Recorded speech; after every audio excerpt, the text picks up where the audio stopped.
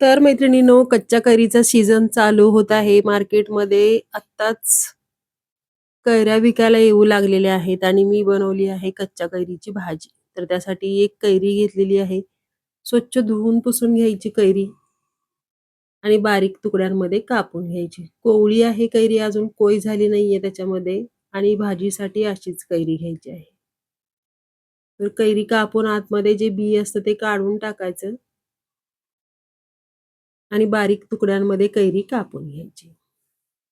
मोठे तुकडे ठेवले तरी चालतील, पण अगदी तुम्हाला पाणी न घालता शिजवायचे असेल तर कैरीचे बारीक तुकडे करून घ्यायचे आणि मग भाजी करायची. ती भाजी अगदी 8 दिवस म्हटलं तरी टिकते.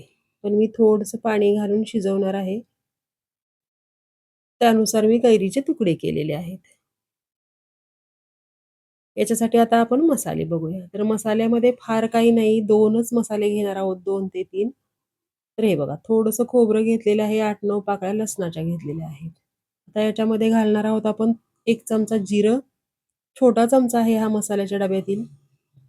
बारीक वाटून घेऊया. बारीक म्हणजे जाडसर असं वाटण करायचं याचं. आता करूया फोडणी. फोडणीसाठी गॅसवरती कढई ठेवायची, गॅसची फ्लेम मीडियम ठेवायची. तेल घालायचं, तर तेल छोटे 2 ते 3 चमचे तेल घातले मी. तेल घालायचं, चांगलं गरम होऊ द्यायचं तेल आणि याच्यामध्ये घालायचे छोटा 1 चमचा मोहरी आणि 1 चमचा जिरे. मोहरी तडतडली की वाटून घेतलेलं लसूण खोबरं घालायचं. सोबतच घालायची पाव चमचा हळद, अर्धा चमचा धने पावडर, अर्धा चमचा गरम मसाला, 1 चमचा लाल तिखट. आता हा चमचा छोटा आहे मसाल्याच्या डब्यातील, म्हणून मी 2 चमचे घातले आहे. तिखट तुमच्या आवडीनुसार कमी जास्त. 2 मिनिटं तेलामध्ये चांगलं फ्राय होऊ द्यायचं आणि याच्यामध्ये घालायचे कापून घेतलेले आंब्याचे काप. आता घालायचं पाणी. तर जवळ-जवळ अर्धी ते पाऊण वाटी पाणी आहे हे. इतकंच पाणी घालायचं आहे. आंबा पटकन शिजतो. चवीनुसार मीठ घालायचं. अर्धा चमचा मीठ घातले. झाकण घालायचं. 2 ते 3 मिनिटं छान शिजू द्यायचं ह्याला मंद गॅसवरती.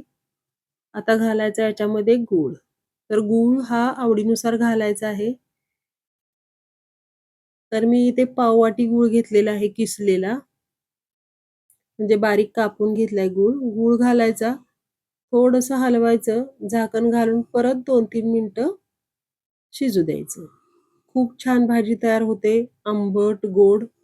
चवीला सुद्धा खूप छान लागते आणि भाकरीसोबत किंवा चपातीसोबत सुद्धा आपण खाऊ शकतो. आणि आपली भाजी तयार झालेली आहे. अगदी 10 मिनिटामध्ये तयार होते ही भाजी. फार वेळ नाही लागत आणि चवीला सुद्धा खूप छान बनते. रेसिपी आवडली तर करून बघा. चॅनेलला सबस्क्राईब करा, लाईक, शेअर आणि कमेंट करा.